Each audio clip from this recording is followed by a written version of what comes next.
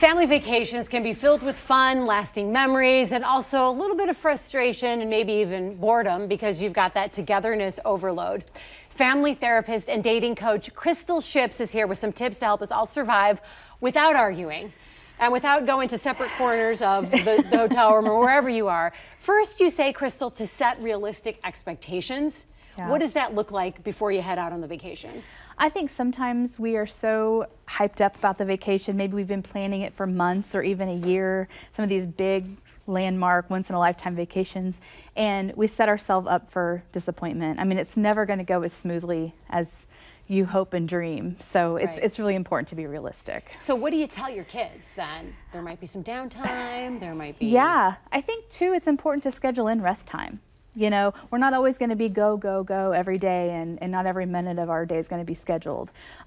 So just it's kind of like when we're at home. We have times that are going to be fun and times that are going to maybe be boring. Something that always saves at least my own sanity on a trip is I always make sure I bring at least 2 books. Because that way, if someone falls asleep or if you get stuck, sometimes you just get stuck on the couch somewhere and you're waiting for everyone to shower and what have you. If you have a book, you're not feeling frustrated like you're looking at your watch. Absolutely, and especially the more people that you have on a vacation, the more opinions you have, the more preferences you have, kind of take care of yourself as well. Which brings us to the next point, which is you say find a way to incorporate everyone's input when you're planning the trip. How do you do that when you're going with your whole family? I think especially if they're older kids or teenagers and maybe you're on a beach vacation, they can do things themselves, go parasailing or jet skiing or something that doesn't require a lot of supervision.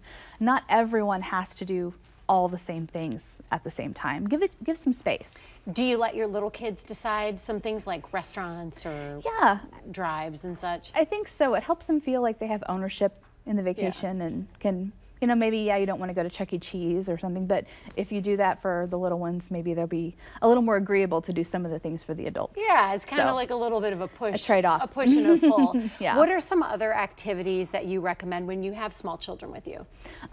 Keep little hand kinetic things like Legos or like an Etch-a-Sketch or something that's not necessarily an iPad or an iPhone.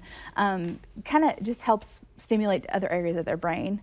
When we first flew with our little boy, because we adopted, so we were flying a lot with him in the beginning. But one of the things that really saved us on the plane was we had these things called magnetiles. Yes. And they're these magnet squares, and they would keep him occupied for hours because you build and then they collapse and fold. Right. Pinterest has a lot of ideas too about, foldable activity books and things like that that you can make at home and take in the car or on the plane. What if you're a family and, like a lot of families, you just can't afford to take the whole family on vacation? What would be some alternatives that you would recommend?